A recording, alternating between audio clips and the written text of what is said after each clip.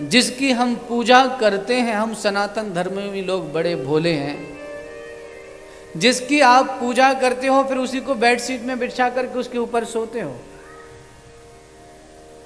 परमात्मा श्री ठाकुर जी के वो छाया चित्र हैं, उनकी एक गरिमा है, उनका एक अपना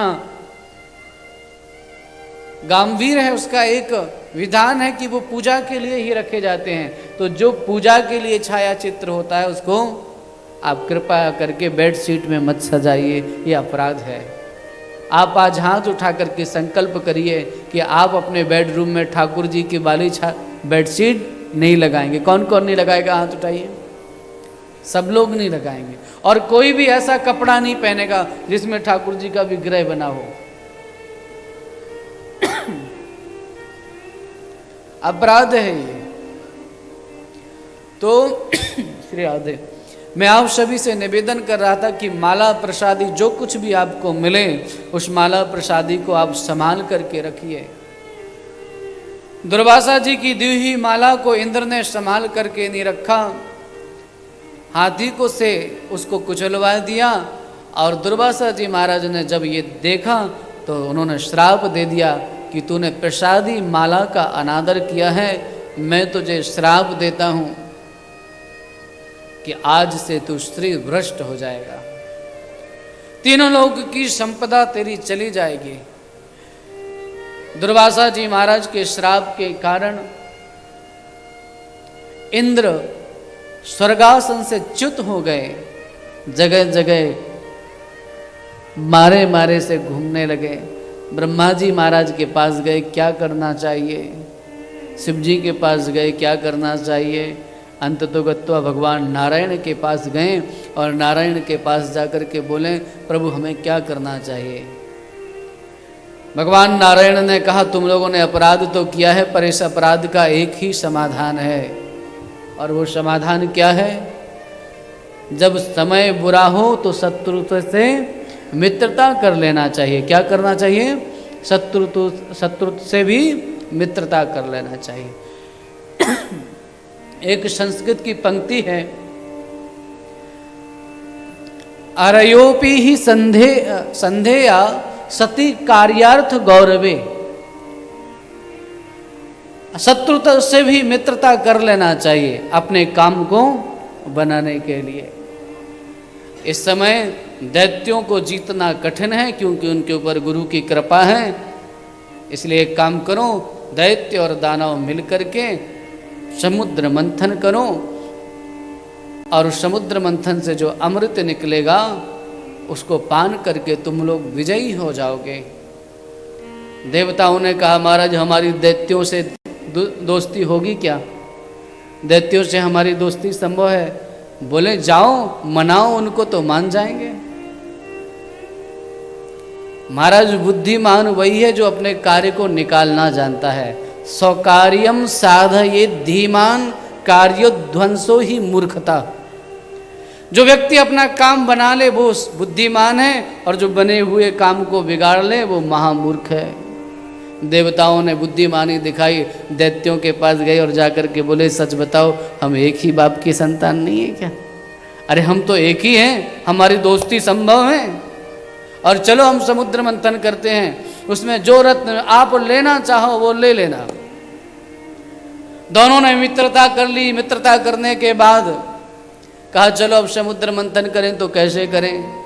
तो मंदराचल की मथानी बनाई गई, वासुकी नाग की नेति बनाई गई, औषधियां समुद्र में डाली गई। और उसके बाद भी जब कार्य पूरा नहीं हो रहा था तो भगवान नारायण ने कच्छप रूप धारण कर लिया। बोलिए नारायण भगवान की जय। कच्छप रूप धारण करके भगवान नीचे स्थित हो गए और मंदराचल की मथानी भगवान नारायण की पीठ पर चलने लगी। कच्छप की सबसे ज्यादा पीठ मजबूत होती है। अब मथानी घुमा रहे हैं, मंथन करने की बारी आई तो बोले सर्प का मुख कौन पकड़ेगा और पूंछ कौन पकड़ेगा? तो असुरों ने कहा देखो केवल तुम ही बड़े बाप के औलाद नहीं हो, हम भी हैं। हम सर्प की पूंछ नहीं पकड़ेंगे, हम मुंह पकड़ेंगे। धीरे से भगवान ने कहा कि जो ये कहते हैं कि वो करने दो इनको। और जब मंथन हुआ और वासुकी नाग के मुख से जहर निकला और उस जहर की अग्नि से जब दैत्य तपने लगे तो बोले भैया हमने पूंछ पकड़ी होती तो अच्छा होता। बोले और बड़े बाप के बनो, हमने पहले ही कहा था कि पूंछ पकड़ना चाहिए। मंथन करते करते नारायण थोड़ा समय व्यतीत हुआ और सबसे पहले समुद्र मंथन से कालकूट विष निकला। हाहाकार मच गया, कौन इसको से रक्षा करेगा। सबने शिव से प्रार्थना की और भगवान शिव ने भगवती पार्वती की अनुज्ञा के अनुसार उस कालकूट विष का पान कर लिया और उनका नाम पड़ गया, क्या नाम पड़ गया? बोलिए नीलकंठ भगवान की जय। नीलकंठ महादेव हो गए। फिर से मंथन हुआ, कामधेनु गाय निकली, ऋषियों ने कहा ये हमें चाहिए। फिर मंथन हुआ, उच्चैश्रवा नाम का घोड़ा निकला, बलि ने कहा ये मुझे चाहिए। फिर मंथन हुआ और उससे कौस्तुभ मणि निकली, भगवान नारायण को अर्पण कर दी। फिर से मंथन आरंभ हो गया और जब इस बार मंथन आरंभ हुआ नारायण, तो इस बार कौन उत्पन्न हुआ समुद्र मंथन से?